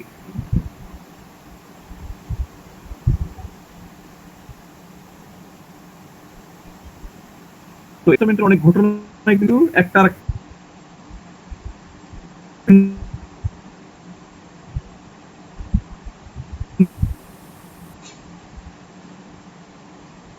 দেখো যে একটা আবদ্ধ ক্ষেত্রে রাখা, 3 দিন রাখার পর সেখান থেকে যিশু যে উঠে গেলেন আর কি। তো এই ব্যাপারে এখানে তোমার এই যে এই তিমি মাছটা যদি দেখানো হচ্ছে অন্যভাবে আর কি, একটা অদ্ভুত রকমের প্রাণী বা ড্রাগনের মতন করে তিমি মাছকে দেখানো হচ্ছে, যদিও ছবিটা ক্লিয়ার না। এই যে মাউস পয়েন্টারটা খেয়াল করে এখানে এই যে অদ্ভুত একটা প্রাণীর মুখ থেকে একটা মানুষ বের হচ্ছে এরকম। তারপরে এই যে বোধহয় সমুদ্র যাত্রার জন্য একটা শিপ বা জাহাজ। তারপরে এখানে এর জন্য তোমার একটা গাছের তলে বা একটা ছাউনির নিচে আর কি বিশ্রাম নিচ্ছে এরকম। অর্থাৎ এই ধরনের ক্যাটাকম্বে আমরা তোমার ওল্ড টেস্টামেন্ট এবং নিউ টেস্টামেন্টের বিভিন্ন ঘটনাকে দেখবো আর কি। তার একটা গুড শেপার্ডের ছবি, এই ছবিগুলো আঁকা হচ্ছে কিন্তু তোমার ফ্রেস্কো, এটা ফ্রেস্কো। তারপরে তোমার ফ্রেস্কো আর কি, অর্থাৎ এই যে প্লাস্টার প্রিপারেশন করে তারপরে ওই প্লাস্টারটা শুকানোর আগে যে ছবি আঁকা হচ্ছে এরকম ফ্রেস্কো। আবার অনেক ক্ষেত্রে টেম্পেরা দেখবো। টেম্পেরা হলো তোমার যে ডিমের কুসুমের সঙ্গে রং মিশিয়ে সেটাকে বাইন্ডার হিসেবে ব্যবহার করে যে ইয়েটা করা হয় আর কি। অর্থাৎ তোমার এই যে পেইন্টিং এখন যেটা করো তোমরা অয়েল কালার, যেটা সেই অয়েল কালারের আগে সাধারণত কিন্তু তোমার এই যে এইভাবে ছবিগুলো আঁকা হতো আর কি, এই টেকনিকে, যে ডিমের কুসুমের সঙ্গে রং মিশায় এরকম আর কি, অথবা পানির সঙ্গে অনেক সময় বাইন্ডার মিশানো হতো, আঠা মিশায়, বা এই যে ফ্রেস্কো যেটা দেখতে পাচ্ছ। এখানে দেখা যায় একজন গুড শেপার্ডকে দেখতে পাচ্ছি যে এক হাতে একটা পাত্র ধরা আর তার কাঁধে একটা প্রাণী। তো ফলে এখানে রাখাল হিসেবে দেখানো হচ্ছে, তার মানে বুঝতে পারছো কাকে দেখানো হচ্ছে, যীশু খ্রিস্টকে প্রত্যায়িত ভাবে দেখানো হচ্ছে। ওই যে ওরান্ট ফিগার গুলো কেমন হয়, অর্থাৎ যে প্রার্থনারত অথবা করোনা ভিক্ষাকারী যে ফিগার গুলা, যে আকাশের দিকে তাকানো, দুই হাত উঁচু করা। এবং এই ফিগারটা কিন্তু আবার একই সঙ্গে যিশুকে যে ক্রুশবিদ্ধ করা হয়, যে মানে সেই ক্রুশের কথা কিন্তু আমাদের মনে হচ্ছে আর কি। দেখো যে ক্রস তৈরি হচ্ছে, তাই না? এই যে মাথা থেকে নিচ পর্যন্ত আর হাত দুটো দেখো ক্রসের মতন না? এরকম বিভিন্ন ভাবে তোমার যিশুর যে গুরুত্বপূর্ণ ঘটনাগুলো সেগুলোকে প্রতিকায়িত করা হয়। এটা দেখো যে sarcophagus with Old and New Testament scene, একটা সার্কোফাগাস, অর্থাৎ এই মৃতদেহকে যে কফিনে রাখা হতো, মানে এটা সবার ক্ষেত্রে না আর কি, অবস্থা সম্পন্ন যারা তাদের ক্ষেত্রে আর কি, অবস্থা সম্পন্ন ব্যক্তি যারা তাদের ক্ষেত্রে সার্কোফাগাস তৈরি করা হতো। কারণ 370 তখনও কিন্তু খ্রিস্টান ধর্ম লুকিয়ে পালন করতে হচ্ছে আর কি। কারণ 313-তে এডিক্ট অফ মিলানে যে খ্রিস্ট ধর্ম রাষ্ট্রীয় স্বীকৃতি পাচ্ছে, কিন্তু তার আগ পর্যন্ত কিন্তু সবকিছুই করতে হতো লুকিয়ে। তো ফলে খ্রিস্টানরা তাদের যে চার্চ বা গির্জা সেটাও তৈরি করতে পারতো না। এই যে খ্রিস্টান কমিউনিটি হাউস গুলো এই পারপাস গুলো সার্ভ করতো। আর পাশাপাশি অবস্থা সম্পন্ন যারা এদের মধ্যে, তারা তাদের ডেড বডিকে রাখার জন্য বা সমাহিত করার জন্য সার্কোফাগাস তৈরি করাতো। এবং সার্কোফাগাসের গায়ে যে ধরনের স্কাল্পচার বা রিলিফ স্কাল্পচার গুলো আমরা দেখবো, যে ঘটনাগুলো দেখবো, সেগুলো হলো সাধারণত ওল্ড টেস্টামেন্ট এবং নিউ টেস্টামেন্টের বিভিন্ন ঘটনাকে কেন্দ্র করেই। যেমন একদম বামে দেখো, যে বামের যে অংশটা, সেই বামের অংশে দেখতে পাচ্ছি যে তোমার একটা অদ্ভুত রকমের একটা প্রাণী, এটাও কিন্তু সেই তিমি মাছকেই প্রতিকায়িত করা হচ্ছে। এবং এটা হলো জোনা বা ইউনুস নবী। তো এই যে তিমি মাছের পেট থেকে ইউনুস নবী বের হয়েছেন। তো এখানে ইউনুস নবীর যে বডিটা দেখানো হচ্ছে বা জোনার যে বডিটা দেখানো হচ্ছে, সেটা কিন্তু অনেকটা তোমার যে আইডিয়ালিস্টিক গ্রেকো রোমান স্টাইলের আর কি, অনেকটাই, যদিও প্রপোর্শন বা ইয়েগুলো ওরকম না, কিন্তু অনেকটাই তোমার ওই ধরনের।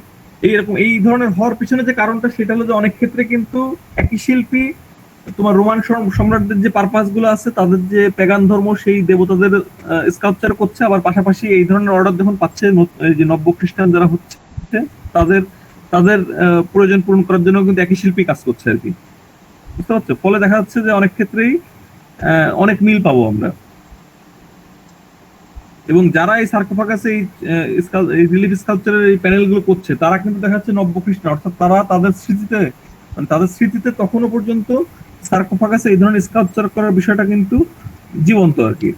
অর্থাৎ তারা তাদের বাপদাদার পূর্বপুরুষ থেকে দেখে আসছে যে সার্কোফাগাসে এই ধরনের রিলিফ স্কাল্পচার থাকতে হয়।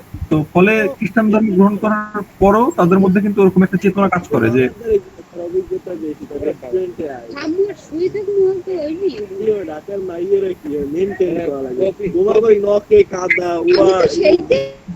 পরিষ্কার করবা না, কারণ তুই আমার আগে জানা লাগে তাহলে আমাদের তো লই গেছে। উদাহরণ দিছি তো এই মাধবী মনে মিউট করে একটু।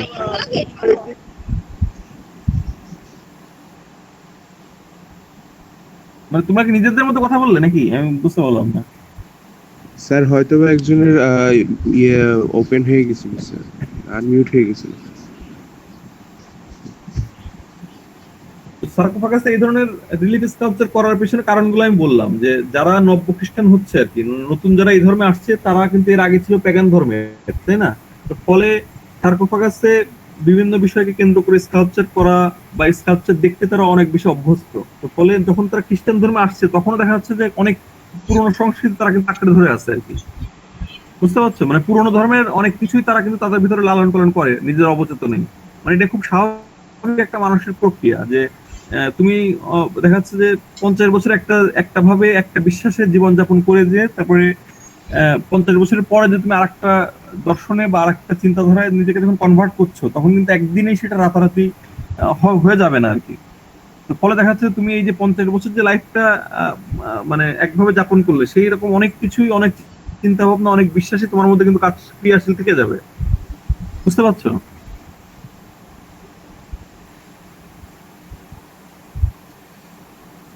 আমি কি বিষয়টা ক্লিয়ার করতে পারলাম তোমাদের কাছে? জি স্যার। মানে আবেদন, মানে সাড়া পাওয়া যাচ্ছে খুবই কম, দুর্বল আর কি। মানে আসলে আর্লি খ্রিস্টান আর্টের যে টাইমটা, যে টাইম পিরিয়ডটা, এটা কিন্তু আসলে একটা ট্রানজিশনাল ফেজ আর কি, বা একটা যুগ সন্ধিক্ষণ, যখন আসলে শিল্প একটা জায়গা থেকে বা একটা ধরন থেকে মুভ করে আরেকটা দিকে যাচ্ছে, এবং সেই যেদিকে যাচ্ছে সেটাই বেশি আস্তে আস্তে ইম্পর্টেন্স পাচ্ছে, গুরুত্ব পাচ্ছে, এবং মানুষজন দেখা যাচ্ছে যে নতুন ধর্মে নতুন করে দীক্ষিত হচ্ছে, কিন্তু তার পুরনো যে ধর্মটা সে এতদিন পালন করে আসছে, সেই ধর্মের অনেক কিছুই সে তখনো বাদ দিতে পারেনি। যেমন এই যে সার্কোফাগাসের গায়ে স্কাল্পচার করা, তাই না? এগুলো সে দেখে আসছে। দেখা যাচ্ছে যে নতুন যারা এই ধর্মে কনভার্টেড হচ্ছে, তারা কিন্তু তাদের বাপ দাদা পূর্বপুরুষদেরকে দেখছে যে তাদের সার্কোফাগাসটা কেমন হয়, সেখানে স্কাল্পচার থাকে, ছবি আঁকা হয়। ফলে এইগুলাকে সে কিন্তু হঠাৎ করে একবারেই খারাপ বা অন্য দৃষ্টিতে দেখতে পাচ্ছে না, নতুন ধর্ম যেভাবে দেখা হচ্ছে সেভাবে দেখতে পাচ্ছে না আর কি। ফলে সে পুরোনো স্টাইলেই তার সার্কোফাগাসকে বলছে যে আমার সার্কোফাগাসে, আমি মারা যাওয়ার পরে আমার সার্কোফাগাসটা এরকম হবে বা স্কাল্পচার থাকবে, এবং সেইভাবে করা হচ্ছে আর কি।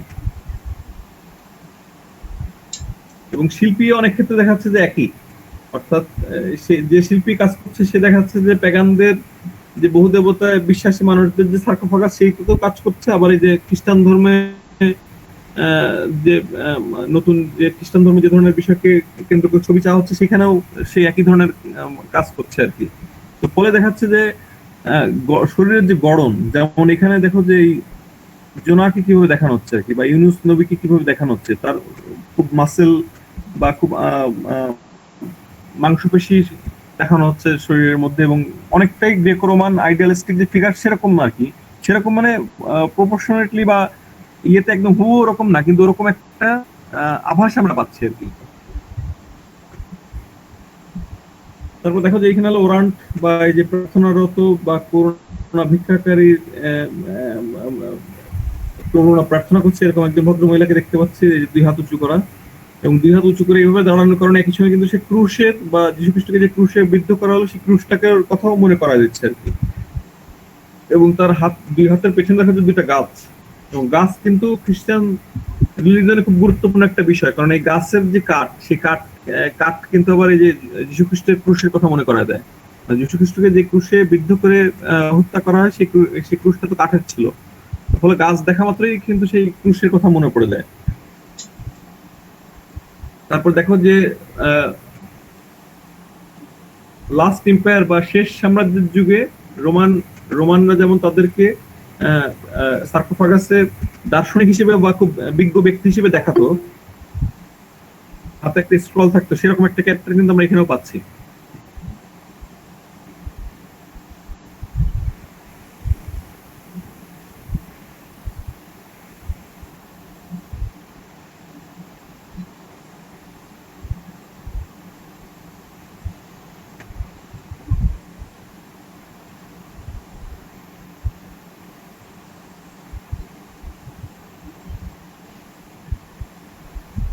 আমি একটু অ্যাটেন্ডেন্স থেকে দেখে আসি।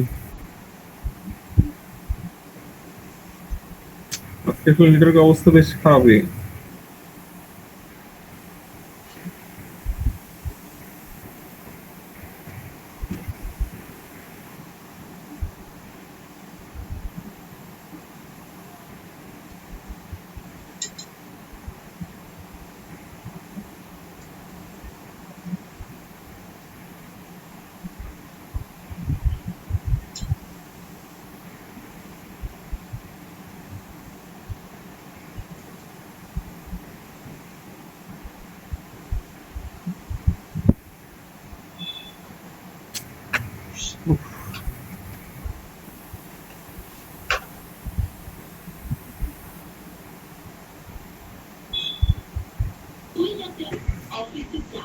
স্যার কিছু শোনা যাচ্ছে না তো। না আমি এখন কিছু বলছি না, তো আমি একটু অ্যাটেন্ডেন্সটা তোমাদের দিয়ে নেই।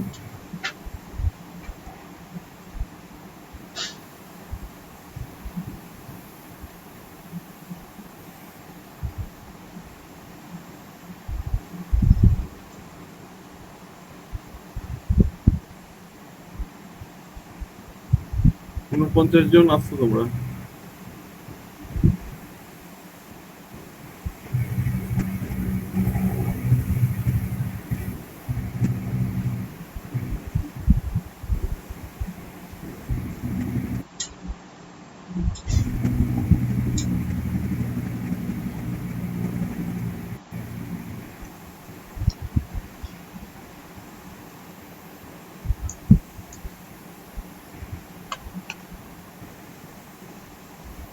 একটু ওয়েট করো, একটু অপেক্ষা করো আর কি।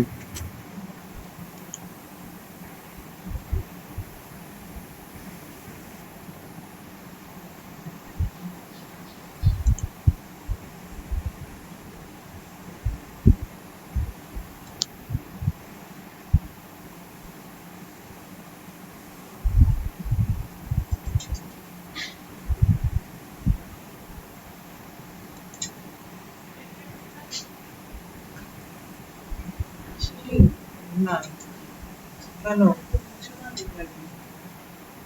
পারবো, এটা তো রেকর্ডিং বললো কেন দেখতেছি তো, শুনতেছি।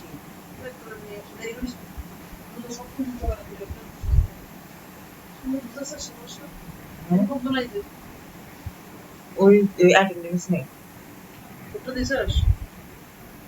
নাম লেখা আছে না, ইয়েস স্যার বলা লাগে না, ওটা দিন দিক নেই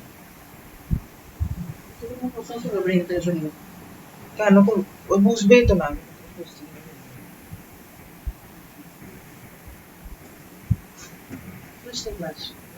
হ্যাঁ কি জানি আজকে এরকম দেখেছি।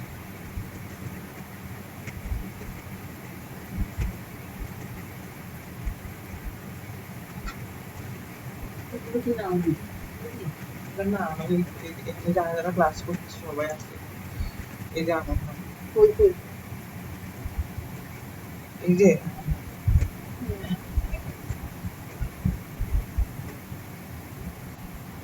ক্লাস 41 জন ওই আছে না, ওই করে ওইটা তাহলে কমন ক্লাস মানে ইয়ে সবগুলো একসাথে ক্লাস হয়ে যায়। 5টা ডিপার্টমেন্ট স্যার থিওরি পড়াইছে তো, এটা না আমি দাদা শুনছি কথা বলে সুন্দর কথাবার্তা বলছে, শুনছি এটা গেলে সামনে সাহাস নাই রাখাল পালন গরু চালাই, সে কি শুধু গরু চাষি গরু চালানোর দায়িত্ব না, গরু চালানোর সাথে তার দায়িত্ব তো পাশে যাও।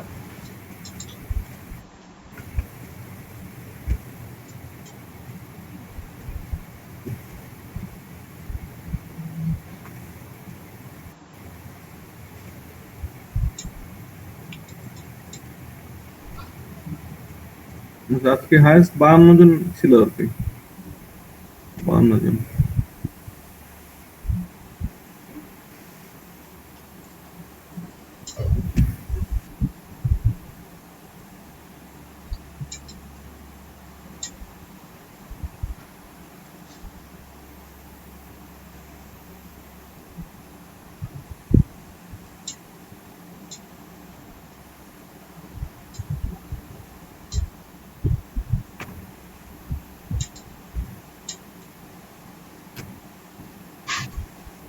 তোমাদের ইয়ের অবস্থা কি, অ্যাসাইনমেন্টের কি অবস্থা, আগাচ্ছে?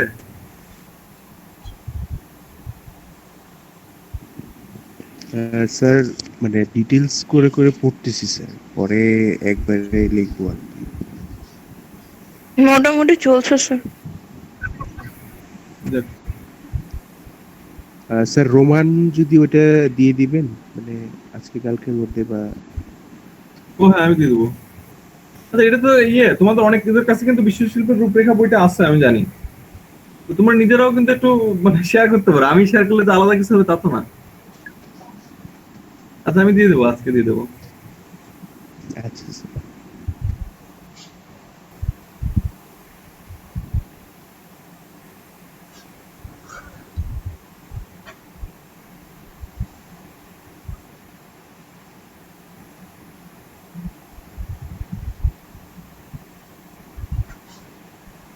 আজকে সব মিলায় দেখলাম কত 57 জনের নাম পাচ্ছে আর কি, ভালো।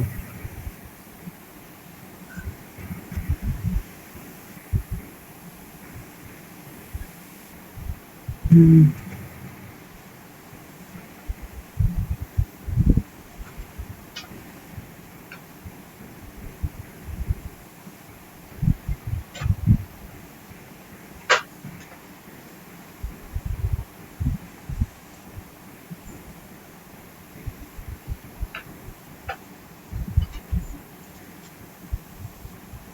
আশা করি আবার পুরোনো স্লাইডটা দেখতে পাচ্ছ। জি স্যার। 12:30 বেজে গেছে, অনেকক্ষণ হয়ে গেল। তো তারপরে দেখো যে রোমানদের লাস্ট এম্পায়ারের সময় বা শেষ দিকে আর কি, রোমান শাসকদের শেষ সময়ে যে ধরনের সার্কোফাগাসে যে ধরনের বিষয়বস্তু থাকতো, যেমন একজন জ্ঞানী ব্যক্তি হিসেবে দেখানো মৃত ব্যক্তিকে, বা একজন দার্শনিক হিসেবে দেখানো, সেই ব্যাপারটা কিন্তু এখানে আবার আমরা দেখতে পাচ্ছি আর কি। অর্থাৎ এটাও কিন্তু দেখো যে রোমানদের চর্চিত একটা বিষয় আবার আমরা ইয়েতে দেখতে পাচ্ছি, খ্রিস্টানদের ধর্মে ব্যবহার করতে দেখছি আর কি। তারপরে দেখো যে এই যে গুড শেফার্ডের একটা স্কাল্পচার, অর্থাৎ এই যে যীশু খ্রিস্টকে প্রতিকায়িতভাবে উপস্থাপন করা হচ্ছে। তারপরে দেখো যে একটা ঘুঘু পাখি, এটা কিন্তু মানে স্রষ্টার একটা সিম্বলিক মানে সাংকেতিক একটা উপস্থিতির কথা বলা হচ্ছে। তারপরে দেখো যে তোমার সেন্ট জন দ্য ব্যাপটিস্ট, যিনি আর কি যীশু খ্রিস্টকে কি বলবো ইয়ে করেন আর কি, মানে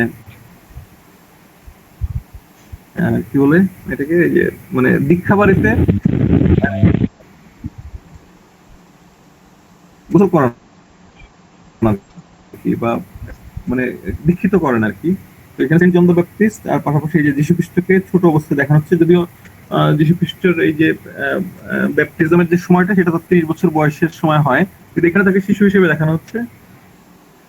তো মূলত আর কি দেখতে পাচ্ছ আর কি বিষয়, যে ওল্ড টেস্টামেন্টের ঘটনা যেমন আমরা পাচ্ছি, এই যে জোনা বা ইউনুস নবীকে তিমি মাছের পেট থেকে বের হতে দেখি। তারপরে আবার দেখো যে ডান দিকের যে বিষয়গুলো, সেগুলো কিন্তু আবার নিউ টেস্টামেন্টের যীশু খ্রিস্টের কথা বলা হচ্ছে, তাকে যে গুড শেফার্ড হিসেবে দেখানো হচ্ছে, বা তার ব্যাপটিজমের যে ঘটনাটা সেটা দেখানো হচ্ছে। জর্ডান রিভারের কথা বলা হচ্ছে, জর্ডান রিভারকে আমরা বুঝতে পারছি নিচের পায়ের কাছে যে পানির ঢেউগুলো, এগুলো দেখে আর কি জর্ডান রিভারের কথা স্মরণ করানো হচ্ছে আর কি। তো এরকম বিভিন্ন প্রতীকের মাধ্যমে, বিভিন্ন বিষয়বস্তুকে দেখানোর মাধ্যমে সরাসরি না বলেও কিন্তু আবার একটা গল্প বলা হচ্ছে আর কি। এটা বাম পাশের ছবিটাকে একটু বড় করে দেখানো হচ্ছে। দেখো যে এই যে রোমান বা গ্রিক আইডিয়ালিস্টিক ফিগারের মতন করেই জোনা বা ইউনুস নবীকে দেখানো হচ্ছে, অর্থাৎ তার পরিত্রাণের পরের বিষয়টা। আর এখানে দেখো যে ড্রাগনের মতন করে অনেকটা দেখানো হচ্ছে আর কি, তিমি মাছটাকে। এই যে পাশে সেই যে শিপটা, সেই ওই যে জাহাজটা থেকে আর কি ইউনুস নবী এই পানিতে পড়েন আর কি, সেটা পরের দৃশ্যটা। এখানে দেখো যে রোমান সম্রাটরা বা রোমান অধিবাসীরা যে ধরনের টোগা বা যে ধরনের একটা কাপড় শরীরে প্যাচ দিয়ে পড়তো, সেই রকম কাপড় ড্রাপারিও কিন্তু আমরা দেখতে পাচ্ছি আর কি। এটা হলো সার্কোফাগাস অফ জুনিয়াস বাসুস।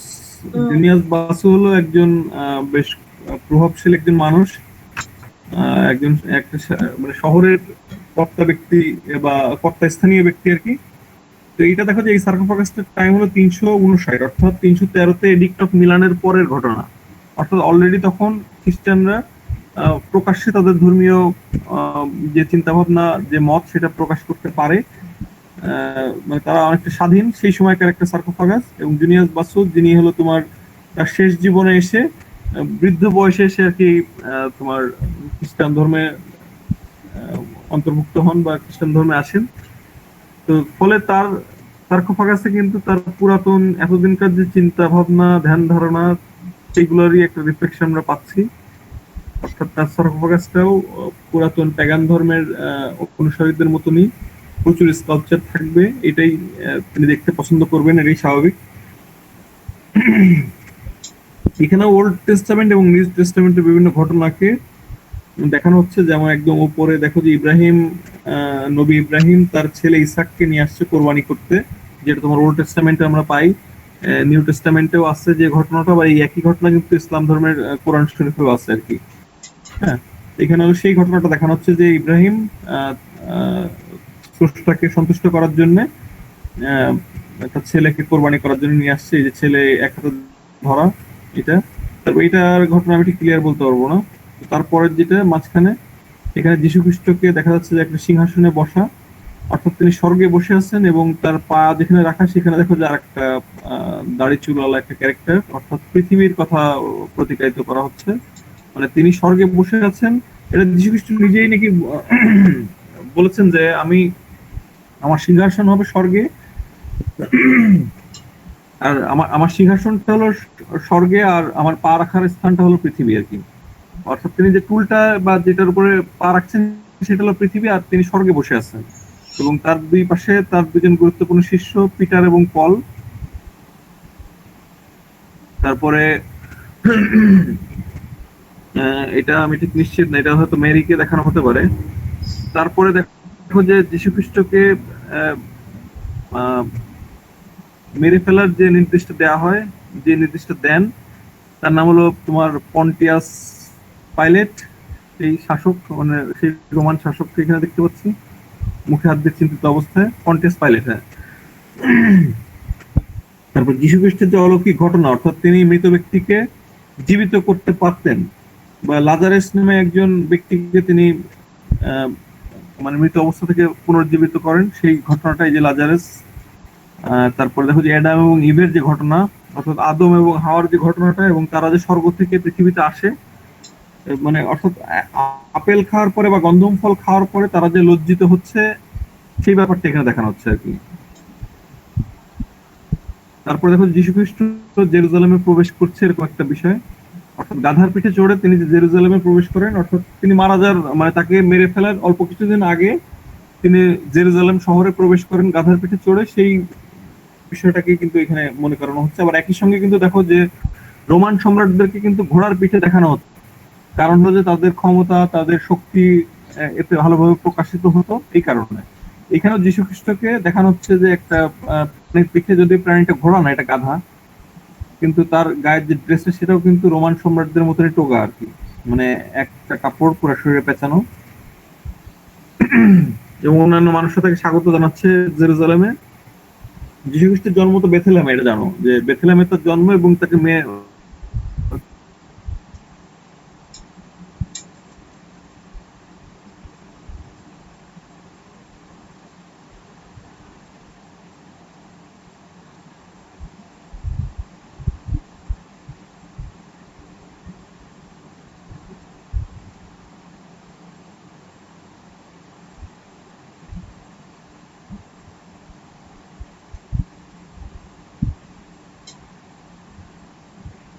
আর এটা হলো তোমার সম্ভবত স্যামুয়েল এর একটা মিশ্রিত রূপ আর কি, যেটাকে কম্পোজিট পিলার আমরা বলতে পারি।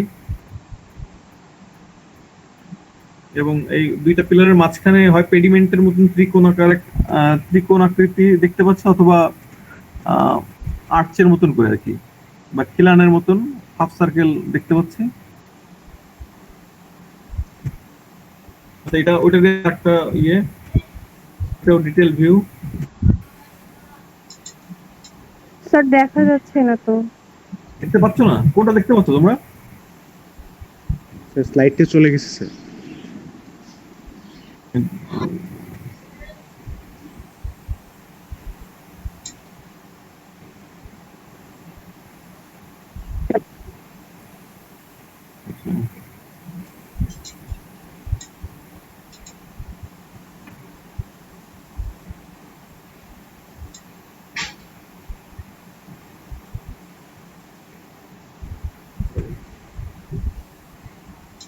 এই একই সার্কোফাগাসেরই অনেকগুলো ছবি, এটা একটু close.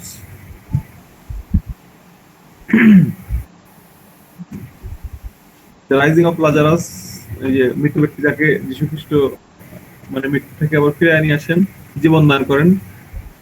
Fall of Adam and Eve, মানে স্বর্গ থেকে হ্যাঁ বল। পৃথিবীতে আসার যে ঘটনাটা, অর্থাৎ গন্ধম ফল বা আপেল খাওয়ার পরে তারা যে লজ্জিত হচ্ছে সেটা, বা লজ্জাস্থান ঢাকছে সেটা। এই যে ক্রিস্ট ইন্টারিং জেরুজালেম, গাধার পিঠে কিন্তু একজন রোমান সম্রাটের মতনই তিনি জেরুজালেম শহরে ঢুকছেন, সেটা। বুঝি নাই কি এই যে বলছিস। ক্রিস্ট ইনথ্রোনড, অর্থাৎ এই যে তিনি স্বর্গে বসে আছেন, তার দুই পাশে পিটার এবং পল, এবং তিনি যেখানে পা রাখছেন বা তার পা দানি যেটা, সেটা হলো পৃথিবী।